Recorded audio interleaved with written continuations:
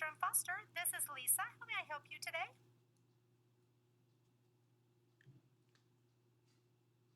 Hi Lisa, this is a sign language interpreted phone call. This is Tori. I have one of your clients on the line. Hello, I'm trying to call to speak with a lawyer for some free advice. Can I do that today? Okay, let me go ahead and transfer you to Nancy McFarland. She's available right now. May I tell her who's on the line? Yeah, my name is Alice Cannon. Okay, Alice, one moment and I will transfer you.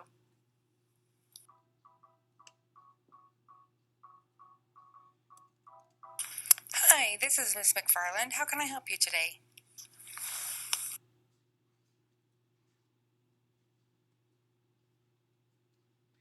Hi Nancy, I have one of your clients on the line. This is a sign language interpreted phone call.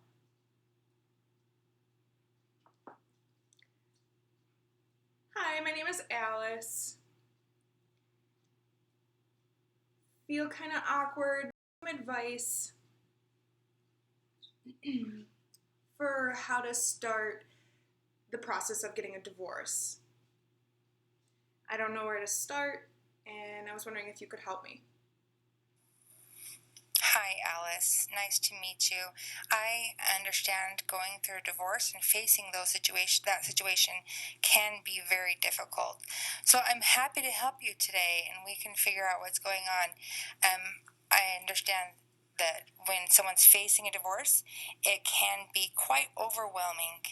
So, to start with, let me ask you some questions about yourself and about your family situation.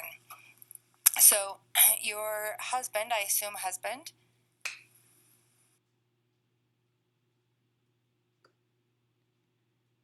Okay. Yeah, my husband. Your husband, how His many name years is- have you guys been married?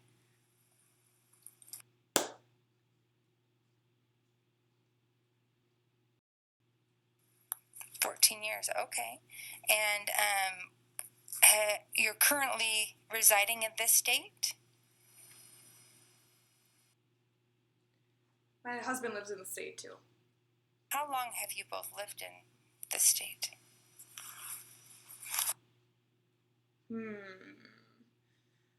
Like our whole marriage, so 14 years? Okay. The divorce proceedings can happen differently depending upon the states. Each state has slightly different approach or different laws about divorce proceedings. So that's why I wanted to ask about where you've resided. So you have lived here for the 14 years of your marriage. Okay. Are there children involved in the divorce? Yep, I have a daughter who's 10, a son who's 5, and another son who is 2. Okay, and I see that they are young, so we are going to be talking about some custody issues as well. I don't want to sound harsh in any way, but I want to ask you about the divorce. Do you feel that you guys are both agreeable to this? Is this something that you guys are not on the same page with, or is there fighting been going on? Tell me about where you guys are at emotionally together.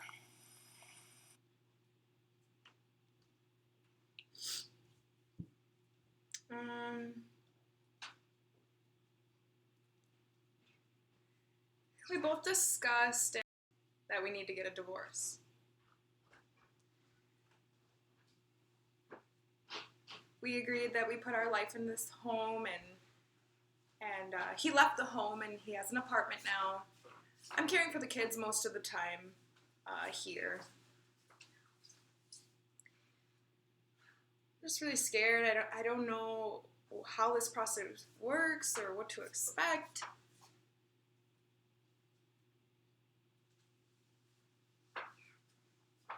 Most of the time, I feel like I'll continue carrying the kids, but I want him to have visitation rights and be able to take the kids. And we both agreed that was good.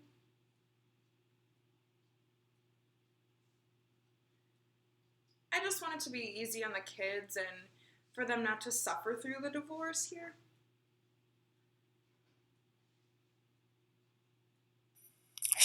Sure, I understand that. And unfortunately, there are many instances where the children are the ones who get hurt when it has nothing to do with them, that it's their parents who are going through the divorce. But unfortunately, the children cannot be written out of the equation completely. So, like you said, the joint custody, it seems you guys are agreeable on that. And there are several options. Today, I just wanted to know that you do intend on having joint custody. And when we get down to the nitty-gritty details, we can figure out exactly what that looks like as far as visitation rights. Some of the things that come up are about weekend visits, or perhaps a week here and a week there, or a month here, a month there, summer somewhere. So there are a lot of options that we can consider when it comes to custody of the children. And like you said, we don't experiences unnecessarily. We want them to have hopefully as smooth and as seamless as possible. There is one other thing I wanted to just note as a side note right here. I have found through the years of doing this that oftentimes families who do have young children are also looking for an opportunity to get emotional support as well. So I know some public options that are around here that offer some counseling for families. I know that there's, of course, lots of therapists and offices out there who do counseling for a fee, but I'm aware of a couple of resources that can offer free counseling, at least initially, and then refer you to some other places that may be better suited specifically to your situation. So before we part, remind me to give you a paper. I've got some brochures that talk about some of those community resources around here. The next topic I wanted to ask you some questions about is about your financial situation and some of the assets that your family has. First of all, do you guys have a joint checking account, or do you have separate banking accounts?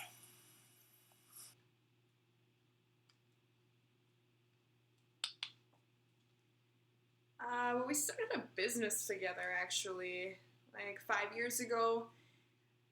It was established, and my husband, so he's a construction worker, so we have a renovating business, and I do more of the secretary work, and he does more of the labor. So we set up this business, and we had a lot of debt in the company, so we decided to just give up and sell the company. And each month, it's the car, we have a trailer, we have a lot of.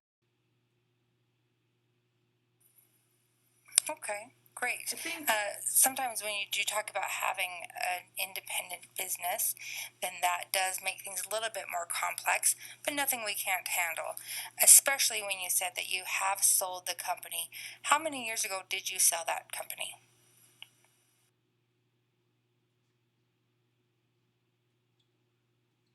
we sold it last year. Well, we started talking about it earlier last year when we started talking about the divorce. We decided to sell the company right away. But we do still have debt from setting up that company. So we sold the company in order to try and get that debt down, but we still have about $15,000 of debt. I'm sorry, how much did you say that you have in debt from the sale of that company? 15,000. Yeah, we still owe that 15,000. That's why we're kind of just like, all right, we need to be done and get out. Okay, yeah, we can talk about that. One of the things, let me just give you an overall picture of what's going to happen and why I need to ask you these types of questions, is that we will be looking at your lifestyle currently as a married couple. So before you separated, before he moved out, we'll look at what your lifestyle looks like. And when we talk about how to divide assets and how to divide debt, we'll be looking at trying to create a similar lifestyle for both of you. So that creates, we often throw around the word equal, but we want to be more fair than equal. So we'll be able to divide the assets and the debt that would be fair for both of you. So I've got some worksheets that I can send home with you. Like you said, I know it can be with trying to figure out how to know what documents to talk about or what debt or what assets. So I've got some worksheets that make it pretty handy to use. You just have to fill those out for what you have given to it. So you wouldn't necessarily call your couch an asset, but you would your trailer that you mentioned. So we'll talk about what kind of things define an asset, and each of those are defined on that worksheet, and then I'll ask you to itemize those things specifically. The same concept applies to debt. When you're looking at how many bills you have, how many things you need to be paying, sort of think about a monthly budget. What kind of things do I pay on monthly, or what kind of things do I pay on yearly? Those are the items that we put on the debt worksheet. And then we'll look at those specifically and figure out what needs to happen in order to maintain that same lifestyle and divide that debt and the assets fairly. So another question is about your home.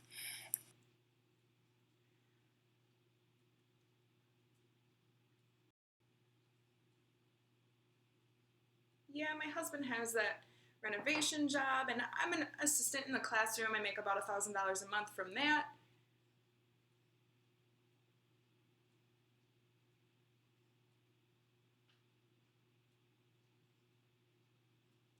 And I mean, it works, but we still have $15,000. That's just so much. And I mean, I just don't have any words to say right now. It's just a crazy feeling, and Okay.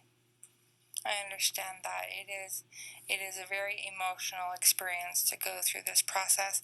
So in conjunction with talking about the facts and the data and the information needs to be filled out on a worksheet, we don't want to ignore the fact that you're going through a very emotional time. I do need to finish off our phone call here, but before we wrap up, I wanted to just apologize. For a moment, I kind of forgot that we were on the phone. So I was telling you that I was going to give you some papers. I will email those to you. I have got all of the documents that you'll need in a PDF format. So I can email all of those documents to you and fill those out. Let's go ahead and set a date. If you're agreeable, let's go ahead and set a date where we can meet in person. So you can fill out those worksheets and gather the associated documents that are indicated on those papers. And then we can meet in person and start to figure out some more details. What do you think about that?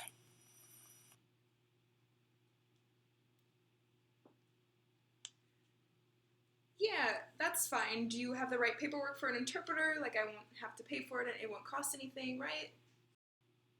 Sure. We have had in our office here, we've worked with other individuals like yourself who are deaf, and we have hired that I'm familiar with that we've hired interpreters from, and we are happy.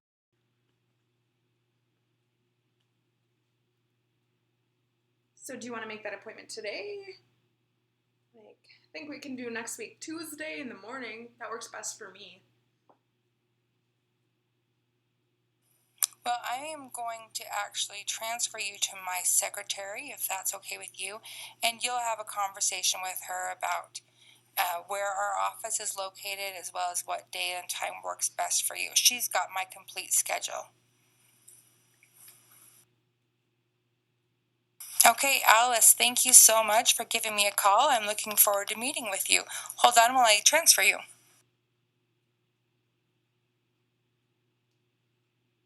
Hi, I understand you need to set up an appointment to come in and visit with Nancy McFarland. Let's. Yeah, and I'd like to try and get next week, Tuesday. I have that available in the morning. Okay, she actually is not available on Tuesday, but she does have a morning either Wednesday or Thursday. Could you do either one of those days?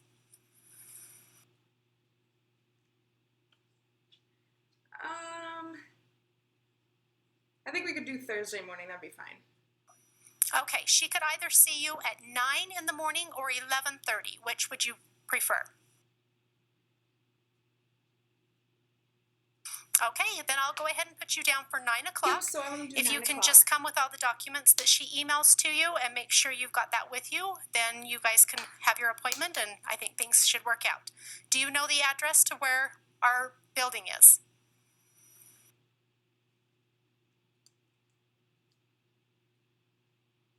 Yeah, I can just get the address from the phone book. That's fine. Yes, that's correct. Okay, Yep, and just so you know, parking in the back is the easiest way rather than out on the street. That way you won't get a parking ticket or a charge. So just go ahead and pull in the back, and then you'll have to just walk around to the front door, and we're on the second floor.